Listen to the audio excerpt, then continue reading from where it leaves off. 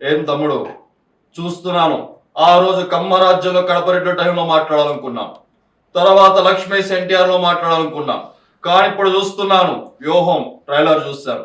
ఏం తమాషాగా ఉందా మీకు? నా రాజకీయ అనుభవం లేదు మీకు. ఏ రకంగా నా మీద సినిమా తీస్తారు? మీరు నేను ఎప్పుడైనా కలిసామా? మీకు నాకేమైనా గొడవలు ఉన్నాయా? ఎందుకు నన్ను అంత నెగిటివ్ గా చిత్రీకరిస్తున్నారు? మీ ఉద్దేశం ఏంటి? ఇప్పుడు చంద్రబాబు గారు, నా పాయింట్ ఏంటంటే, ఇప్పుడు నేను పాలిటీషియన్ కాదు, నేను రాజకీయ నాయకుడు. నేను ఒక ఫిల్మ్ మేకర్, ఒక మామూలు సిటిజన్ ఆంధ్రప్రదేశ్ స్టేట్ లో. సో మిమ్మల్ని కలవలేదు, బట్ మిమ్మల్ని కలవాల్సిన అవసరం లేదు కదా. మీరు ఒక పొలిటికల్ లీడరు, 40 years ఎక్స్పీరియన్స్ ఉంది, 3 సార్లు సీఎం చేశారు, సెల్ ఫోన్ మీరే తెచ్చారు, అరేబియా మా సముద్రం కూడా తీసుకురావడానికి ట్రై చేసి మధ్యలో ఎక్కడ అవ్వలేదు. ఇలాంటి రకరకాల హైదరాబాద్ ఇలాంటి కంట్రీ సిటీ లేదు మీరు లేకపోతే. కానీ ఇవన్నీ మీరు చెప్తున్నారు, పాయింట్ 1.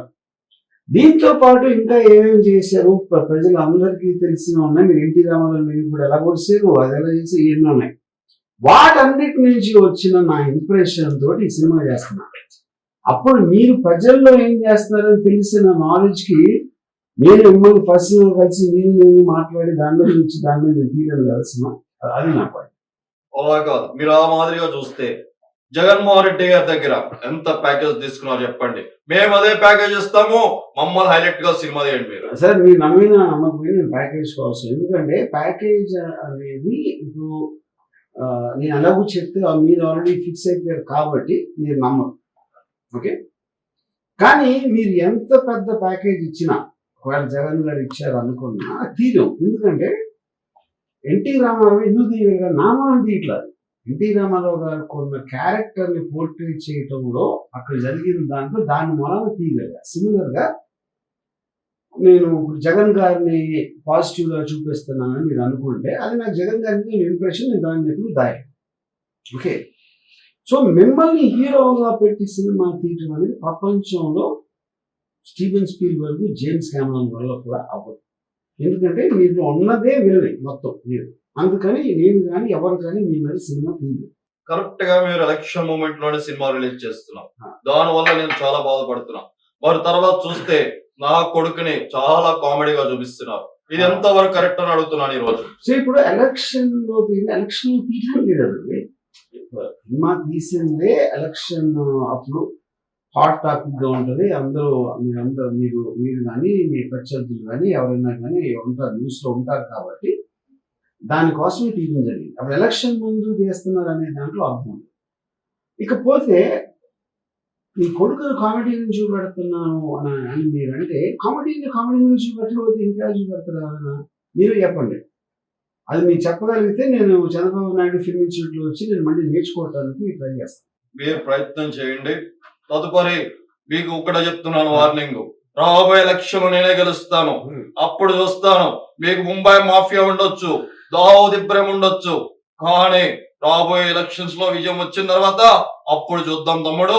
అప్పటి వరకు నేంటో చూపిస్తాను. ఏం చూస్తారు అయ్యారు అనుకుందాం, ఏం చేస్తారు అప్పుడు? అంటే ఏదో చేసేసి మీ గ్యాంగ్ తీసుకొస్తారా, లేకపోతే మీకున్న పోలీస్ వ్యవస్థని మీ నౌకర్లాగా వాడుకుని ఏమన్నా చేస్తారా? అది కూడా చెప్పండి.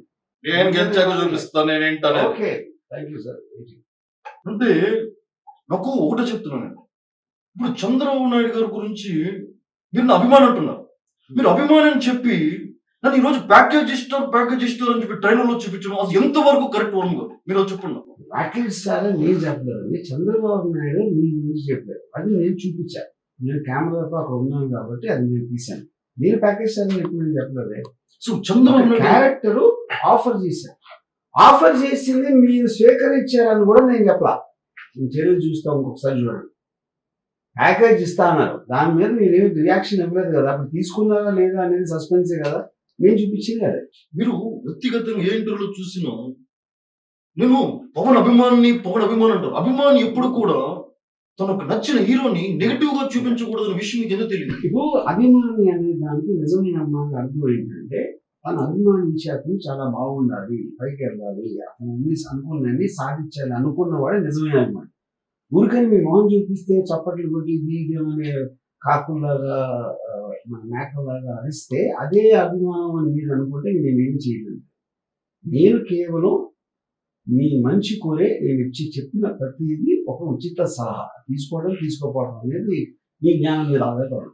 తర్వాత నాకు చాలా మంది వాట్సాప్ చేస్తున్నారు. నేను ధర్నాకి వెళ్ళినప్పుడు, చంద్రబాబు గారు అరెస్ట్ అయినప్పుడు, నేను పడుకున్నప్పుడు, రోడ్డు మీద పడుకున్న ఫోటో కావచ్చు, ఎక్కడ బండ మీద పడుకున్నప్పుడు ఫోటో కావచ్చు, లేదంటే మీరు ట్విట్టర్‌లో ప్రతి ఫోటోని ఎడిటింగ్ చేసి పెట్టడం వల్ల నా మనసు చాలా బాధ అనిపిస్తూ ఉంటుంది. ఎప్పుడు ఎందుకులే, సరే మనం మాట్లాడదాం, ఒక సమయం వస్తే సహిస్తాను, ఒక సమయం వచ్చినప్పుడు ఖచ్చితంగా వర్మని ప్రశ్నించాలి అనుకున్నప్పుడు ప్రశ్నిస్తున్నాను. దానికి సమాధానం చెప్పండి. ఇప్పుడు మీరు ప్రశ్నించిన, నా దవడ పగలగొట్టిన, నా బట్టలు తీసి పరిగెత్తించిన, లేకపోతే గుంజి తీసుకి చంపేసిన, అది ఆలోచన మీకు ఉండొచ్చు. కానీ అలా చేస్తే నన్ను కాదు, ఎవరిని చేసినా మిమ్మల్ని బొక్కలో పెడతారు. ఇది వ్యవస్థ. నేను కాదు ఎవరు కాదు. ఇక పాయింట్ ఏంటంటే, ఇప్పుడు నేను అది పెట్టినప్పుడు అది ఉన్నది నేను పెట్టింది కదా. మీరు పబ్లిక్ డొమైన్లో ఉన్నారు, మీరు ఒక సూపర్ స్టార్, మీరు ఒక పాలిటీషియన్. సో పబ్లిక్ డొమైన్లో ఎవరు ఉన్నా సరే, ఎవరైనా సరే వాళ్ళ తోచిన విధంలో ఒక రెస్పాండ్ అవ్వచ్చు దానికి. అప్పుడు నేను 1 month ముందు మీ ఫోటోలు పెట్టాను వ్యూహంలో. మీరు అది చూసి అప్పుడు సిబిఎం గారు అరెస్ట్ అయినప్పుడు నా ఫోటోలు కాపీ కొట్టేది నేను మీ మీద అభియోగం పెడితే ఏం చేస్తాను మీరు? అప్పుడు నా ఫోటోలు నేను తీసిన అదే పోజ్లో అక్కడ మీరు కూర్చుంటే మీరు నా ఫొటోస్కి మీరు వాల్యూట్ ఇస్తున్నారు. మీరు ఆల్రెడీ చేసిన దాన్ని నేను ఇమిటేట్ చేసినప్పుడు మీరు చేయొచ్చు, కానీ నేను చేసిన తర్వాత మీరు పెడితే అప్పుడు ఎవరెవరిని అడగాలి? ఇది ఒకసారి ఆలోచించాం. అంటే మీ వ్యక్తిగతంగా మీరు సమాధానాలు బాగానే చెప్తారు, కానీ రాత్రిపూట అంటే ఏ హీరో మీద చూపించిన విధానం కరెక్ట్. మీరు నన్ను ఎందుకు ఫోకస్ చేస్తారు? అందరికన్నా మీరు ప్రతి హీరో కాబట్టి ఒకటి. నేను 2 మీరు ఒక్కరే పాలిటీషియన్ కాబట్టి. 3వది అడ్డదిడ్డంగా ఏమీ కన్సిస్టెన్సీ లేకుండా మాట్లాడే వ్యక్తి మీరు ఒక్కరే కాబట్టి. దానివల్ల అభిమానులు దాడి చేస్తున్న భయం లేదా మీకు? సార్ మీ అభిమానులు నేను చెప్తాను, అది అయిపోయింది ఇందాక. అది ఎవరెవరైతే ఆ ఫ్రంట్ బెంచ్ లో మీ మీటింగ్ దగ్గర ఉండి కైకి నడుస్తారో వాళ్ళు ఫస్ట్ మీ అమ్మాయి, వాళ్ళ బుర్రలేని వాళ్ళు. మీ అమ్మాయి లేరంటలేదు, కోట్ల మంది ఉన్నారు. మా మదర్ కూడా మీ అభిమాని. వాళ్ళు మీ సినిమాని మిమ్మల్ని అభిమానిస్తారు. మీటింగుల దగ్గరకు వచ్చి అరిసే వాళ్ళ గురించి మీరు క్యారీ అయిపోయి మీ అసలు అభిమాని మీరు దూరం చేసుకున్నారు. దాంట్లో మా మదర్ నేను కూడా ఉన్నాం. వెనుకలో మోడీ గారు ఉన్నారు. ఆ విషయం మీకు తెలియట్లేదు. మోడీ గారు లాంటి వ్యక్తిని నేను ఈరోజు ఎంతగానో నేను ఆయన వెనక నుండి ఇదంతా చేస్తున్నా. అనంత గొప్ప వాళ్ళు ఉన్నప్పుడు కూడా మీరు కొంచెం కూడా భయం లేకుండా నా గురించి నెగిటివ్ ప్రచారం చేస్తున్నారంటే, నేను మళ్ళా చెప్తున్నాను, ఈ 29న సినిమా ఏ రకంగా రిలీజ్ అయ్యిద్దో, ఎలా రిలీజ్ చేస్తారో చూస్తా. ఇది ఒకటి. మీరు నేను మోడీ వెనకాల ఉన్నదన్నారు. నేను ఏ ఫోటో చూసినా మీరు మోడీ వెనకాల ఉన్నారు. మోడీ వెనకాల లేడు. పాయింట్ 1 అది అక్కడ రాంగ్ ఇన్ఫర్మేషన్. సెకండ్ పాయింట్, ఇది చేస్తా అది చేస్తా మీరు చెప్తానే ఉన్నారు. ఎవరినో బట్టలు ఇప్పిస్తా, లేకపోతే చొడి చేస్తా, చంపేస్తా అని మీరు పొద్దున్న లెగిస్తే పదబ్బాలు పలుకుతూనే ఉంటారు. అది ఎంతవరకు ఒక్కటి కూడా దాని నుంచి రాలేదు. సో అలాంటప్పుడు అందులో భాగంగానే ఇది కూడా నేను ఒక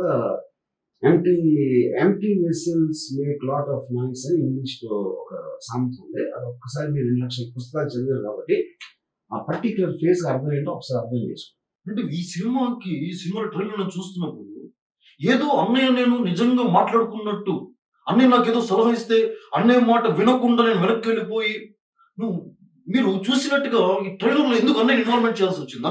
నాకు చాలా బాధ అనిపిస్తుంది మీరు అన్నయ్య ఇన్వాల్వ్మెంట్ చేయడం. అదే ఇప్పుడు మీ అన్నయ్య కూడా పొలిటికల్ పార్టీ, అన్నయ్య కూడా ఫిల్మ్ స్టార్ మీలాగే. మీరే మీ అన్నయ్య షూస్ సాక్స్ వాసన చూస్తారని చెప్పారు. అన్నిట్లో అన్నయ్యని తీసుకుంటారని మీరే చెప్పారు. నేను చెప్పాను, నేను చెప్పాలి. అలాంటి వాటిలో ఇంత పెద్ద నిర్ణయం పార్టీ పెట్టి దాంట్లో మీరు ఎంతో కొంత మీ అన్నయ్యని చెప్పకుండా ఎట్లా ఉంటారు? ఇదే విషయం అలా అందరికీ తెలుసు, మీకు తెలుసు. సో అలా చెప్పింది, అలా ఉన్నది, అలా అలా అదే నేను నిర్ణయించాను. నిజంగా వర్మ రాజకీయాలకు దూరం అయ్యే సినిమాల్లో ఎంతో ఉత్సాహంగా ముందుకెళ్తున్న నన్ను ఈ ట్రైలర్ లో పెట్టి వివరమైతే గాని శౌరమైతే గాని వివరం రాదు అన్న డైలాగులు పెట్టావు. నిజంగా మీరు నేను తమ్ముడు పెడుతున్న పార్టీకి నాకు ఎటువంటి సంబంధం లేదు, తమ్ముడికి సలహా మాత్రం ఇవ్వగలుగుతాం. మీరు అలా చూపించడం నిజంగా నాకు చాలా ఆశ్చర్యంగా ఉంది. ఎందుకు మీరు అలా చూపించారు? అదే పాయింట్ అండి. చిన్న వైపు నేను చెప్పేది అప్పుడు చిన్న విషయం. ఇప్పుడు మీరు ఒకే ఇంట్లో వచ్చి అంత అనుబంధాలు ఉన్న అన్నదమ్ములు అని అందరికీ కథ వినిపించి మీరు స్టేజ్ మీద ఫిలిం ఈవెంట్స్ లో అంత చెప్పిన తర్వాత 100% ప్రజారాజ్యం పార్టీ అనేది ఫీల్ అనేది కదా జనసేన పార్టీ పెట్టింది. ఎందుకంటే తమ్ముడుగా మిమ్మల్ని ఏమి అనలేక ఆయన ఇంకో పార్టీ పెట్టుకున్నాడు. అప్పుడు మీరు అంత కష్టపడి పైకి వచ్చి పెద్ద స్టార్ అయ్యి మీ తమ్ముడు అవ్వటం వలన తనకు వచ్చిన బూస్ట్ తోటి తను కూడా స్టార్ అయ్యి దాని తర్వాత మిమ్మల్ని మీరు చేసింది కరెక్ట్ కాదు నేను చేస్తా ఇప్పుడు అని జనసేన పార్టీ పెట్టినప్పుడు ఆ జనసేన పార్టీ కూడా అత్యంత దారుణంగా ఓడిపోతే ఎంతో కొంత మీకు ఆనందం కలగకుండా ఎట్లా ఉంటుంది నాకు చెప్పండి.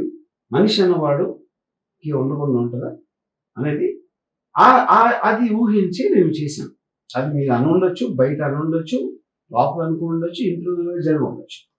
సినిమా అనేది ఇంటర్ప్రిటేషన్. గాంధీ కస్తూర్బాతో గాంధీ సినిమా తీస్తే గాంధీ కస్తూర్బా బెడ్డూని ఏం ఆడుకున్నారు డైరెక్ట్గా ఎట్లా తెలుస్తుంది? ఏ సినిమా అయినా కూడా ఇంటర్ప్రిటేషన్. వాస్తవానికి మీరు మొత్తం దగ్గరుండి చూస్తున్నట్టు మొత్తం విన్నట్టుగా మీరు ఆ చిత్రీకరణలో అల్లు అరవింద్ కూడా పక్కన పెట్టడం నిజంగా చాలా బాధ అనిపిస్తుంది. అల్లు అరవింద్ ఎందుకు పెట్టాల్సి వచ్చింది? అంటే ఆయన కూడా మీ ఇంట్లో ఇంపార్టెంట్ పర్సన్ కాబట్టి మనకి అల్లు అరవింద్ గారు ఫిల్మ్స్ జానీ ఆ టైం నుంచి దానికి ఉన్న వాళ్ళిద్దరికి ఉన్న అభిప్రాయం చాలా సార్లు ఇండైరెక్ట్ గా కూడా పవన్ కళ్యాణ్ చెప్పడం జరిగింది. అందరికీ తెలిసిన ఒక విషయం ఏంటి, మీరు పవన్ కళ్యాణ్ కన్నా ఎక్కువ అల్లు అరవింద్ గారికి ఎక్కువ క్లోజ్. అలాంటప్పుడు మీ ఇద్దరు పవన్ కళ్యాణ్ గురించి వెనకాల మాట్లాడుకోవడం అనేది సహజమే కదా, అది నేను చూపించాను. చూశారు కదా వర్మ, ఈ సినిమాలో నన్ను పెట్టలేదు, లాస్ట్ సినిమాలో నన్ను బాగా పెట్టావు. జ్యోతిని బాగా చూపించావు, నన్ను బాగా చూపించావు. ఇప్పుడు వ్యూహం సినిమాలో జనాలందరూ కామెడీ ఎక్స్పెక్టేషన్ చేస్తున్నారు కదా, ఈ సినిమాలో నేను ఉన్నానా లేదా, నా పాత్ర తీసావా, క్లారిటీ చెప్పేసి. అందుకని మీకన్నా బెటర్ కామెడియన్ లొకేషన్ ఒక కొత్త యాక్టర్ అంటే అందుకని ఈ సినిమాలో మీ క్యారెక్టర్ పెట్టాల. అంటే లోకేష్ అంటే పప్పు అంటారు, అతనేనా? మీకు తెలుసు కదా, అందుకని మీరే చేపిస్తారు కదా. అంటే మీరు ఏం చెప్పరు అంటే ఈ సినిమాలో నేను లేను.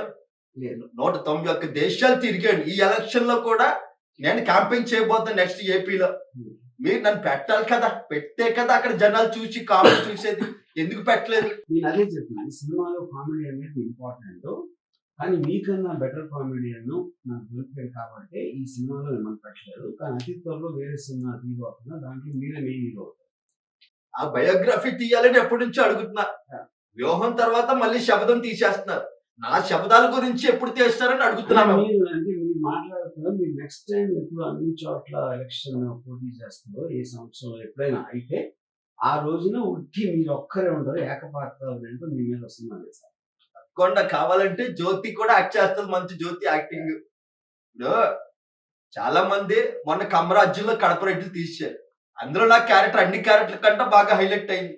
జనాలు కూడా వ్యూహం 29 రిలీజ్ అవుతుంది కదా, ఆ కమెడియన్ తో పాటు లోకేష్ అనే పాత్రతో పాటు పాల్ పాత్ర కూడా పెట్టుంటే బాగుండేదని జనాల ఎక్స్పెక్టేషన్. పాటలను పెట్టారు ఆ సినిమాలో. జనాలు ఎక్స్పెక్ట్ చేస్తున్నారని మీరు అనుకుంటున్నారండి. ఎందుకంటే మీకు వచ్చిన చోట ఓట్ల నంబర్ చూస్తేనే అలాంటి క్రౌడ్ జనాలు అని ఎవరు అందరండి. లక్షల్లో ఉంటే జనాలు అంటారు. 2000, 3000 ఓట్లు వచ్చిన మీరు జనాల ఎక్స్పెక్టేషన్ అంటే ఆ జనాల కామెడీయా మీరు కామెడీ అన్నమాట. సర్వే జన సుఖినో భవంతు, సర్వజనులు సంతోషంగా ఉండాలని నాన్నగారు ఆశీస్సులతో ఈ రోజు పార్టీని స్థాపించి ఎంతో విజయవంతంగా ముందుకెళ్తున్న సమయంలో వర్మ, అటు నా అల్లుడిని అలాగే బావగారిని నేను ప్రతిసారి నీతో చర్చించాలనుకున్నా. కలిసినప్పుడు బాగానే మాట్లాడతాం, కానీ కరెక్ట్ గా ప్రతి ఎలక్షన్ మూమెంట్ లో మొన్న బావగారు జైలుకి వెళ్ళి వయసు పెద్దవైనా ఎన్నో ఇబ్బంది పడి వచ్చాడు. ఇప్పుడు ఈ చిత్రంలో మళ్ళా ఆయన అలా చూపించడం, అల్లుడు అలా చూపించడం, నా పిల్లల బాధపడడం, ఇవన్నీ అవసరమా తెలుగు పరిశ్రమలో? అవసరం కనుక చేశాను కదండి. అది టోటల్ దాంట్లో మీరు చెప్పిన అన్నింటి దాంట్లో నా టార్గెట్ ఎందుకు తీసాను అన్న దాన్ని ఆబ్జెక్టివ్స్ రీచ్ అవ్వడానికి నేను చేసింది. మీరేమో అంత పెద్ద కుటుంబంలో ఎన్టీ రామారావు గారి కొడుకు మీరు చేసి అక్కడ ఆ టైంలో మీరు మీ ఓన్ ఫాదర్కి మీరు వెన్నుపోటు పొడిసిన వాళ్ళతో మీరు చేరి అవన్నీ చేసి దాని తర్వాత అన్ని సంవత్సరాలు అయ్యాక మీరు ఆహా ఛానల్లో దానికి జస్టిఫికేషన్ ఇవ్వడానికి కూడా మీరు సీరియల్గా ట్రై చేస్తే, నా ఉద్దేశంలో మార్వలిస్టిక్గా మాట్లాడితే రియలిస్టిక్గా కాకుండా అది మీరు ఇంకా పెద్ద వెనుకబడి పొడిచారు సీరియల్ గా కన్నా ఎక్కువ మీ ఫాదర్ అని నా ఉద్దేశం. అంటే తెలుగు చలనచిత్ర పరిశ్రమలో ఎంతో మంది ఉన్నారు, అందరి మీద తీయకుండా కేవలం అంటే ఒక బాలకృష్ణ ఉన్నారు అనే భయం లేదా మీకు? నాకు ఎవరి మీద భయం లేదండి. నేనంటే నేను కూడా భయపడ్డాను. దాని తర్వాత నాకు తెలియదు అది. సో పాయింట్ అది ఇప్పుడు నేను మీకు సినిమా తీయను, మీరు నాకు చేయరు, నాకు అది లేదు. ఇంకా పర్సనల్ గా నేను ఒక సిటిజన్ గా నా ఒపీనియన్ చెప్తున్నాను సినిమా. కేవలం ఎందుకు బావగారిని మాత్రమే టార్గెట్ చేయాల్సినటువంటి పరిస్థితి, చాలా రాజకీయ నాయకులు ఉన్నారు, ఎన్నో ఉన్నాయి. నేను కూడా పార్టీలో కీలకమైనటువంటి వ్యక్తిగా ఉన్నాను. అలాగే ఆయన అల్లుడు పాదయాత్ర చేస్తున్నాను. ఈ వ్యూహం ట్రైలర్ లో మొత్తం అల్లుడు జంతుకులు తిన్నట్టుగా అది చిత్రీకరించడం, తర్వాత బావగారిని అన్ని ఎందుకు ఈ తెలుగు పరిశ్రమ అంటేనే మన ఇద్దరం ఒక అన్న తమ్ముళ్ళలాగా కళామతని బిడ్డలాగా ఉండాలి. ఏ డైరెక్టర్ చేయని పని కేవలం మీరు మాత్రమే చేస్తున్నారంటే అది తెలుగు సినీ పరిశ్రమలో ఎంతవరకు సమన్వయం? ఇప్పుడు మీరే పవన్ కళ్యాణ్ గారికి వచ్చే వాళ్ళు ఆలోచన అంటారు మీరే. లేదా బ్రెడ్ వేరు బ్రీడ్ వేరు అని మీరే అంటారు. సెగ్రిగేషన్ చేసినంత ఫస్ట్ మీరు ఫస్ట్ ఆఫ్ ఆల్. దాని తర్వాత తెలుగు ఇండస్ట్రీ అంతా కళామ తల్లి అంటే మీరే పాయింట్ 1. దాని తర్వాత జంతికల జ్యోతి అంటున్నా చూపిస్తున్న అల్లుడిని అంటే నేను చెప్పాను అది లొకేషన్ నేను చెప్పాలి. మీరు అనుకుంటే మీకు తెలుసు కాబట్టి మీరు ఎందుకు అనుకుంటున్నారు, కానీ ఎప్పుడు తింటా ఉంటాం మీరు చూశారు కాబట్టి మీరు ఇన్ఫర్ చేస్తారు. అప్పుడు అది మిమ్మల్ని మీరు ప్రశ్నించుకోవాల్సిన ప్రశ్న నన్ను అడగటం కాదు. చివరిగా సూటి ప్రశ్న, ఎందుకు చంద్రబాబు అంటే ఇష్టం లేదు, ఎందుకు జగన్మోహన్ రెడ్డి అంటే మాత్రం ఇష్టం? ఎందుకు మీరు జగన్మోహన్ రెడ్డికి మిగతా ఇప్పటికీ చాలా చిత్రాలు లక్ష్మీ ఎన్టీఆర్ ఆ సమయంలో కూడా చాలా ఆవేశపడినటువంటి సందర్భం, మరలా ఇప్పుడు ఇది ఎందుకు దీనికి క్లియర్ ఆన్సర్ అండి. December 29th మీరు ఏదైనా మీ చాలా విలువైన సమయంలో 2 గంటలు కేటాయించి వ్యూహం సినిమా చూస్తే మీకు క్లియర్ కట్ సమాధానం చేస్తాను. సరే, నేను కూడా పెద్ద బడా నిర్మాతనే, ఉదయం నేనే ఒక ఎన్టీఆర్ ఆర్ట్స్ తరపు నుంచి మీకు ఇస్తాను. నాన్నగారి మీద ఒక అద్భుతమైన బయోపిక్ తీయండి. రాజశేఖర రెడ్డి గారు చేసిన తప్పు ప్రచారం అలా ఎందుకు కేవలం వయస్సు కుటుంబాన్ని మాత్రమే హైలైట్ చేస్తూ సినిమాలు తీయడం, నాన్నగారి చరిత్రను చెప్పలేకపోవడం, బావగారిని నడిపించడం ఎందుకు? వర్మ గారు చాలా ఆవేశంతో అడుగుతున్నా మిమ్మల్ని. డెఫినెట్ గా మంచి ఐడియా అండి. అప్పుడు మీరు చంద్రబాబుతో కలిసి మీ ఇద్దరూ కలిసి మీ ఫాదర్ని ఎలా వెన్నుపోటుకొచ్చారు అనే ఒక దాని మీద చాలా డీటెయిల్ గా సినిమా తీయడానికి మంచి డ్రామా ఉంటుంది. అది మీరే ప్రొడ్యూస్ చేస్తానంటే నాకు ఏమాత్రం అర్థం కాదు. ఏదైనప్పుడు కూడా 29న సినిమా ఏ రకంగా రిలీజ్ చేస్తారో, ఏ రకంగా థియేటర్లో అవుతే నా తెలుగు తమ్ముడు సత్తా ఏంటో, నందమూరి అభిమానుల యొక్క సత్తా ఏంటో చూపించే సమయం నాకు వచ్చింది, బావగారికి వచ్చింది. అలాగే నా తమ్ముడు కళ్యాణ్ అభిమానులు కూడా అందరూ చూస్తారు. 29న మీరు ఒక్కలే, మేము ముగ్గురు. మీ వైపు జగన్మోహన్ రెడ్డి ఉండొచ్చు, ఎవరైనా ఉండొచ్చు, ఆర్జీవి ఎంతైనా ఉండొచ్చు, కానీ ముగ్గురు కలిస్తే ఏ రకంగా థియేటర్లో ఆడతారో రిలీజ్ చేస్తారో మేము చూస్తాం. ఇప్పుడు రజనీకాంత్ సినిమా చూసిండ్రు, సినిమా ఒకటే సింగిల్ గా వస్తుంది. అలాగా మీరు ముగ్గురు వస్తున్నారు, నేను సింగిల్ గా వస్తున్నా, అలాగే జగన్ కూడా సింగిల్ గా వస్తుంది. అంటే మీరంటే వెనకాల జగన్, నాకు తెలిసి ఇదంతా వెనకాల నాకు వెనకాల ముందు ఎవరు ఉండరండి. ఎందుకంటే అన్నట్టు ఎవరు వెనకాల అది ఉండాల్సి, మీరు అందరూ పక్క పక్కన అంటారు, ఒకరు కనిపించరు, ఒకరు మాయమైపోతారు, ఒకరు మళ్ళీ తర్వాత వస్తారు. అంత ఇన్కన్సిస్టెన్సీ ఉన్న గ్రూప్ కి నేను ఫస్ట్ నుంచి నేను ఒకదాని మీద నిలబడుతున్నాను. నాకు జగన్ గారు అంటే ఒక మంచి ఇంప్రెషన్ ఉంది, సిబిఎన్ మీద లేదు, దాన్ని నేను ఎప్పుడు మార్చలేదు. మీరు సిబిఎన్ అంటే ఇది అది, లోకేష్ అంటే అది అని ఒక టైంలో వాళ్ళు గ్రూపులు ఇచ్చారు, ఇప్పుడేమో వాళ్ళ లాంటి మనుషులు లేరు అంటున్నారు. అది మీరు ఆలోచించుకోవాల్సిన విషయం. సరే, 29లో చూద్దాం. సై అంటే సై, ఎవరు గెలుస్తారో, ఏ రకంగా ఒకవేళ సెన్సార్ వాళ్ళు సమయం మీకు ఇచ్చిన 29న థియేటర్కి వచ్చిన, థియేటర్కి జనాలు రావాలి, ఆ థియేటర్లో సినిమా పడాలి. అప్పటి వరకు సమస్తం యుద్ధానికి సిద్ధంగా మేము ఉన్నాము, మీరు కూడా సిద్ధంగా ఉండండి. ఇప్పుడు డైలాగ్ చెప్పడానికి అఖండ కాదు, లెజెండ్ కాదు, ఇది రియల్ లైఫ్. రియల్ లైఫ్ లో కూడా ఎన్నో రియల్ లైఫ్ లో హీరోలు అనే వాళ్ళు ఉండవు, వ్యవస్థ అనేది ఉండదు.